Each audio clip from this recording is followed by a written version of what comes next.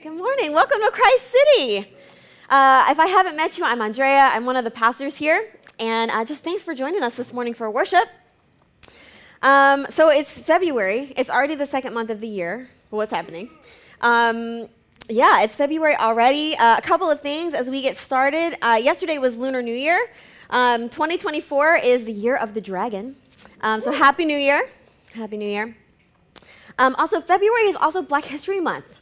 So happy Black History Month. The past couple weeks we've been talking about story and like the importance of stories, how stories define us both as individuals and then communally, and they define where we've been, where we're going. And this month, certainly not only this month, but this month specifically is a time to intentionally hear and learn the stories of Black Americans, to honor the triumphs and the struggles of Black Americans both now and throughout our country's history. And I think for our church community, this includes sort of like another intersection in what we learn from the Black church. Just the unique expression of God, what God is like, what God desires, what it looks like to take seriously a holistic gospel, to pursue justice, to pursue shalom here and now, to know what it is to lament, to know what it is to hold joy and celebration as resistance. So for those of us who don't identify as Black, I just want to encourage us to let this month be a reminder. Let it be a reminder to us that our intentionality is needed.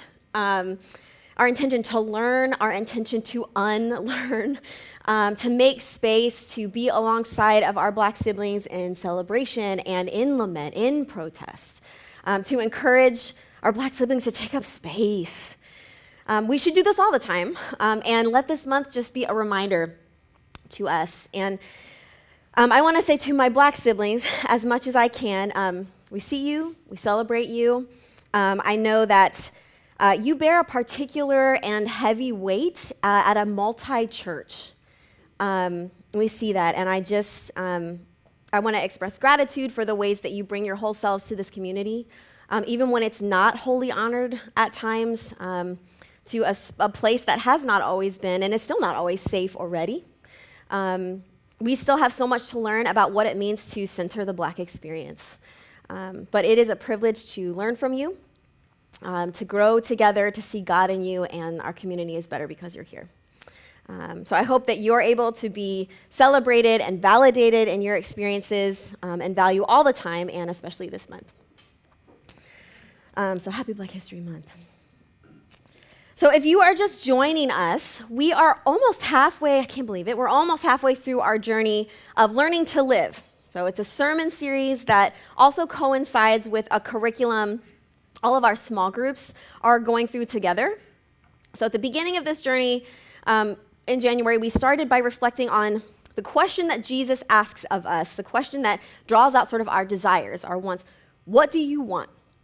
What do you want? What vision of life are you striving for, whether for yourself or for others? And then we consider Jesus' invitation to us, come follow me, and I'll teach you to fish for people.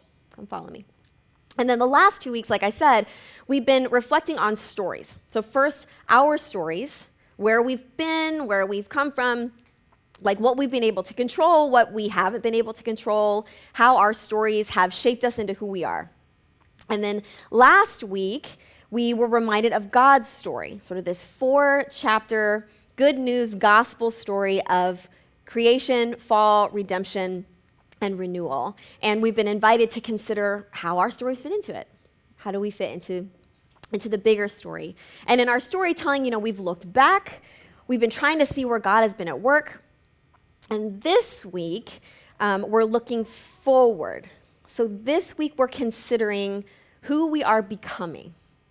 Who we are becoming. I mean, we're always in a state of becoming, right? We're always learning to live. It's becoming. And when we're learning, I think there's like a trajectory that we're on, like a change is happening in us when we're learning. And learning like isn't just in our minds, right? It's displayed like, in our bodies and in our lives, what we're learning. It's like when you read something new from a book or an article or whatever, or you hear something about something new in theory, part of learning, I feel like, is often working it out on paper. Like writing about it or scratching out the formula or by experimenting, like in a lab or experimenting in life. That's part of our learning. And much of the time we learn by doing, right? Like you can't just think in theory, like learn about riding a bike or like learning dance choreography, like just thinking about that. You got to work that out on the street and on the dance floor, right? The way we learn a new language isn't just by studying it, that's a part of it, but it's by speaking it, So I think it's the same way in this faith journey that we're on. So when we're talking about who we're becoming, when we're talking about learning to live, we specifically mean learning to live like Jesus. That's what we mean. We are striving to learn how to live as Jesus did, to live as Jesus would if Jesus was in our place, like in our context, our specific context. And Jesus showed us who God is and who he was and how he lived. He announced and inaugurated and lived the kingdom of God, which is where God's rule and reign in every life and every sphere of life is evident. And the Bible tells us that Jesus was the fullest embodiment of God, that when you look at Jesus, you see what God is like. Jesus was also the most human of us all, and he showed us who we were made to be. And one of our hopes for learning to live is that we would learn and know that there is a goal to this spiritual journey. There's like a destination, sort of a target goal. And not only that we would know that, but that we would seek it and strive for it and live it. So we find that goal, that kind of future, in one of our verses this week. It's the verse of the week for learning to live. 2 Corinthians 3:18. All of us are looking with unveiled faces at the glory of the Lord as if we were looking in a mirror. We are being transformed into that same image from one degree of glory to the next degree of glory. And this comes from the Lord, who is the Spirit. I love how Eugene Peterson translates this verse in the Message. He writes, and so we are transfigured meaning transformed into something more beautiful. We are transfigured much like the Messiah, our lives gradually becoming brighter and more beautiful as God enters our lives and we become like God. That our lives would become more beautiful.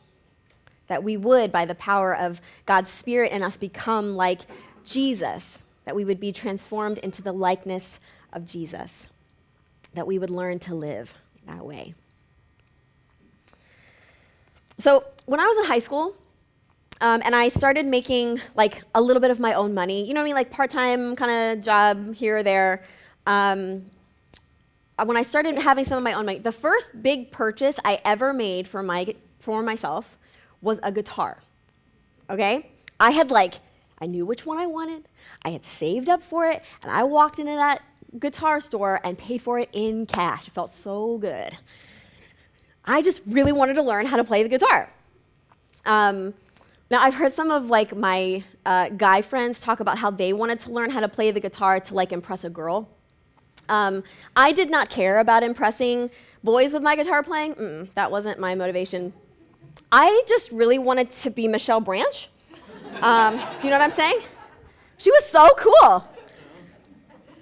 So I bought the guitar, and then I signed up for lessons at the local guitar store. So my instructor was like a middle-aged guy named Todd. He had long hair. He was very clearly in it for the paycheck, you know. But that first lesson, he taught me what a fret was. A fret are the little metal strips that you see down a guitar neck. He taught me the names of the strings. And then he taught me the chords to the song Good Riddance by Green Day. Classic. Now, so that was my first lesson. And then I had to go home and practice.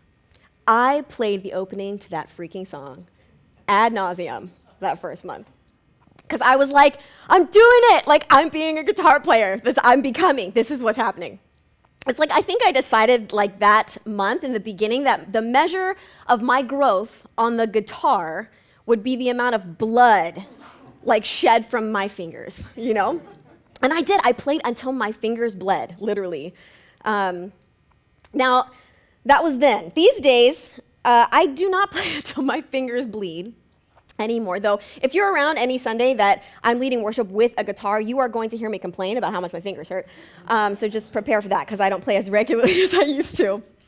But I measure my growth as a guitar player differently now than I did 15, 16. I so appreciated leading you all in worship with the guitar, and Dave and Drew last week. At one point while I was rehearsing before Sunday at my house, like my living room turned into sort of like it went from like me practicing worship and turned into a living room jam session with my whole fam. That's pretty fun. And I think I've realized that these days it's less about like how much I'm playing or how many songs I've like memorized or know by heart how many I can actually do technically. And it's more about how much joy I get from playing and then who I'm playing with.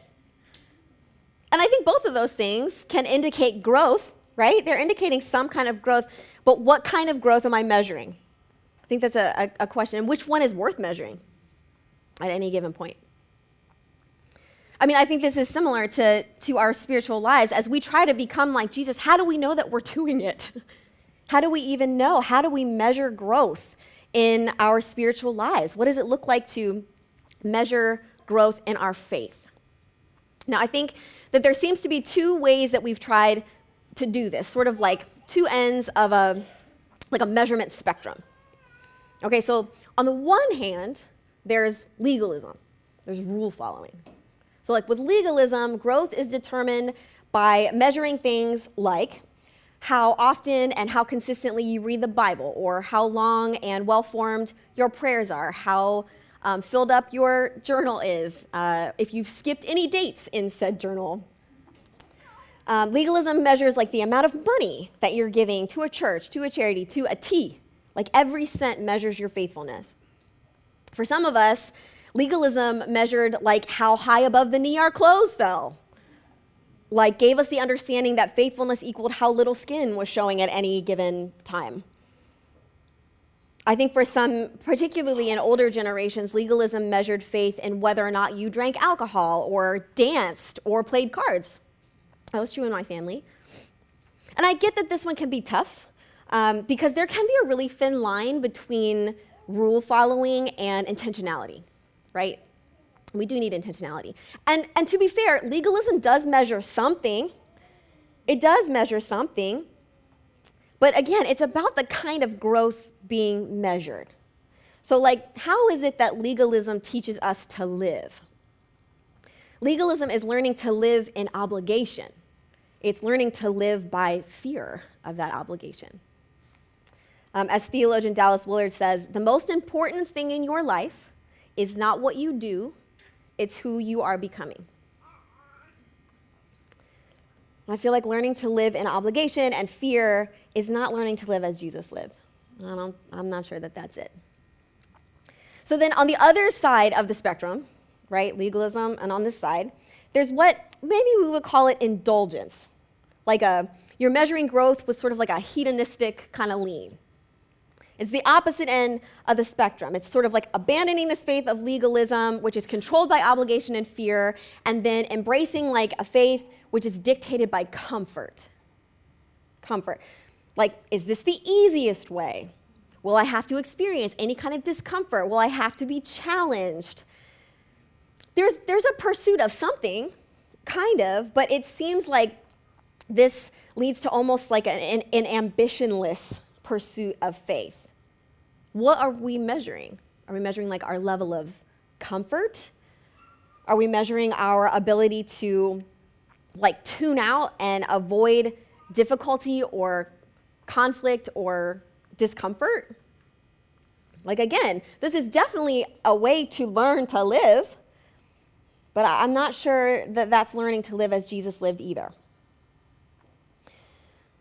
So if our aim is learning to live as Jesus would if he were in our place, it doesn't seem that legalism or indulgence is going to help us a ton. I think mostly because both of those systems of measurement and growth depend almost solely on ourselves to do it. Now, we do have a call, right? We have a call to, we've talked about this, to repent, to change our minds, and then to believe, to act like it's true. Like, that's our calling. And learning to live like Jesus doesn't just depend on us. So again, our verse from 2 Corinthians, all of us are looking with unveiled faces at the glory of the Lord as if we were looking in a mirror. We are being transformed into that same image from one degree of glory to the next degree of glory. This comes from the Lord, who is the Spirit. Who we are becoming is first and foremost a work of God through God's Spirit given to us in grace. We become like Jesus through grace. Grace is the context. Grace is the reason. Grace is the means. So one of the other verses that we heard read today is from Ephesians 2. Maybe you've heard this before. For by grace you have been saved through faith, and this is not your own doing. It's the gift of God.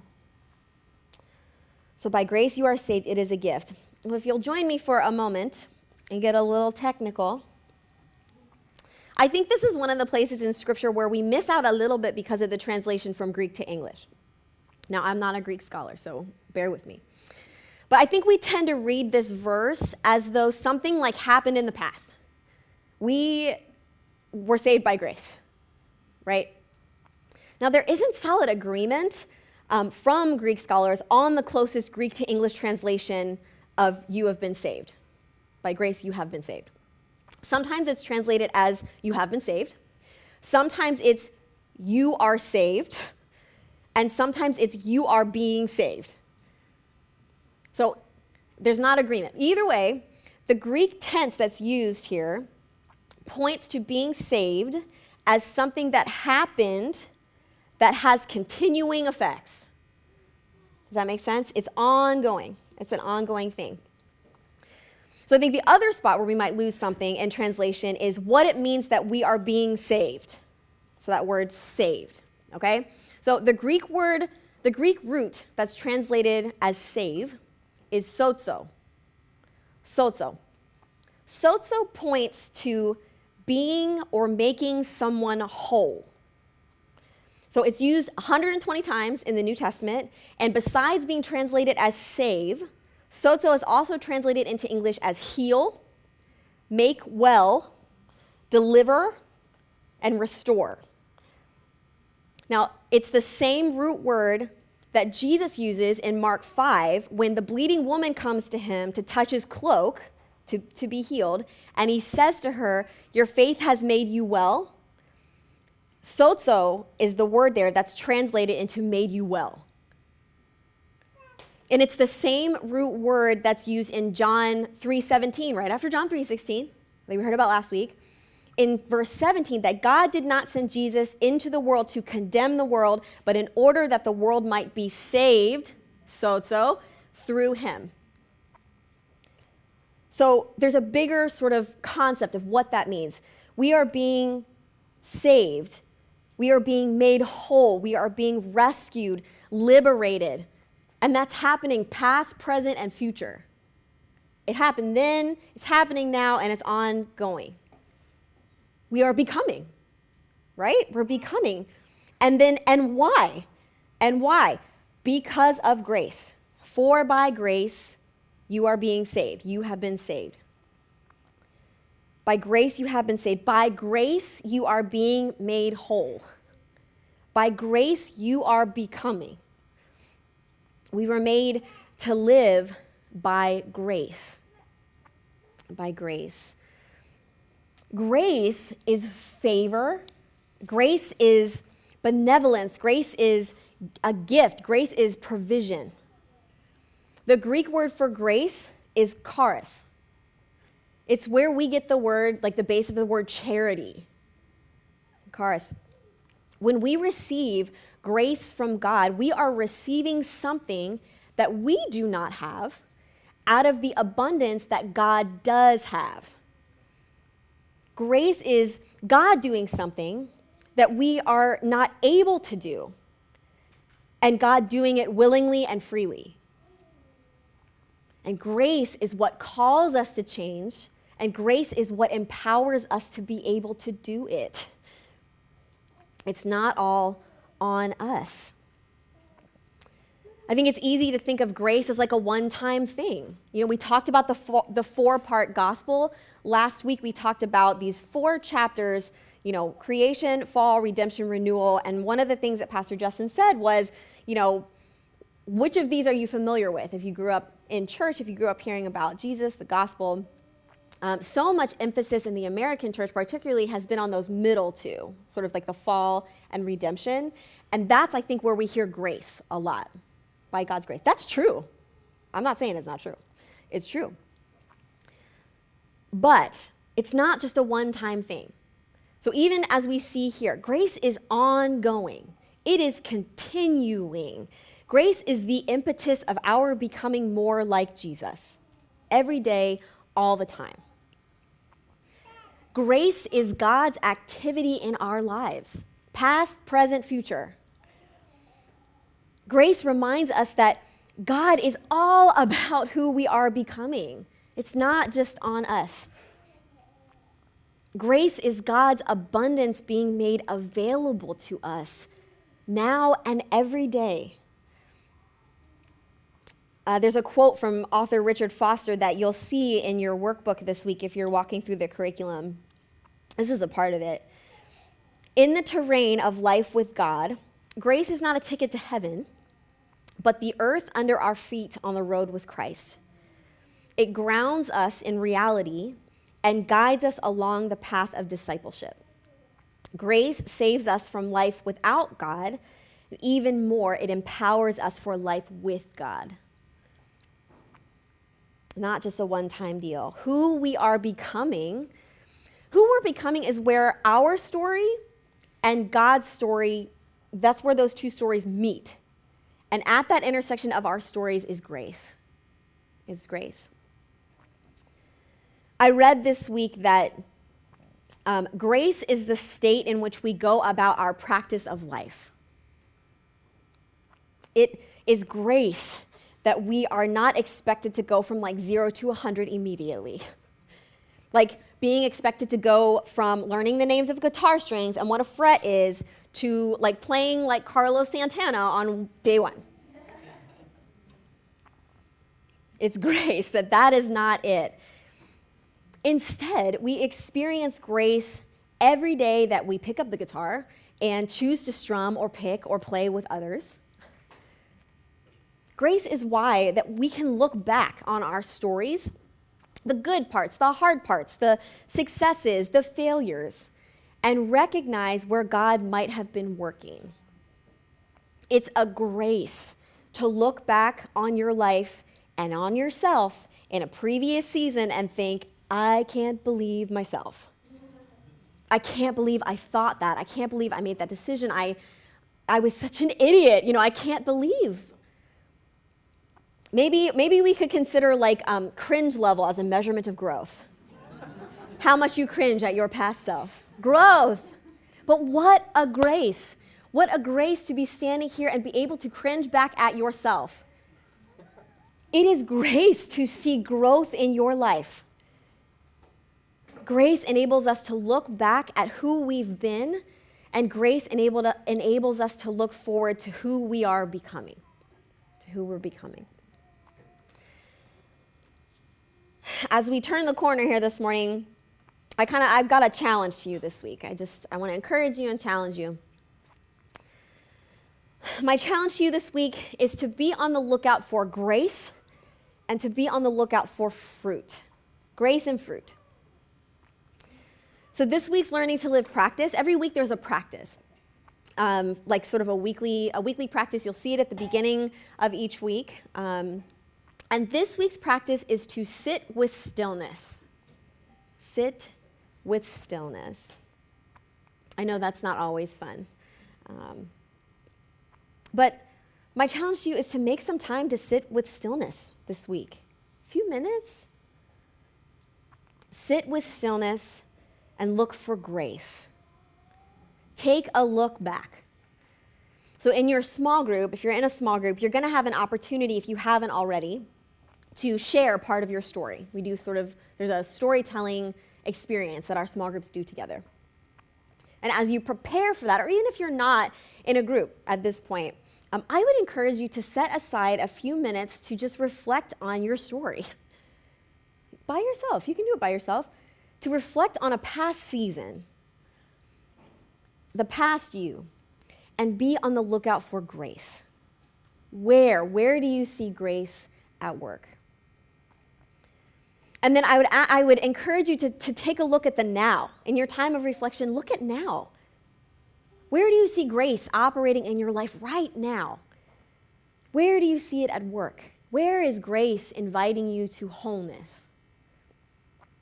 I feel like recognizing the measure of grace in our lives seems like a good place to start as we consider who we're becoming.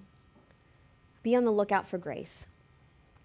And then be on the lookout for fruit. Be on the lookout for fruit.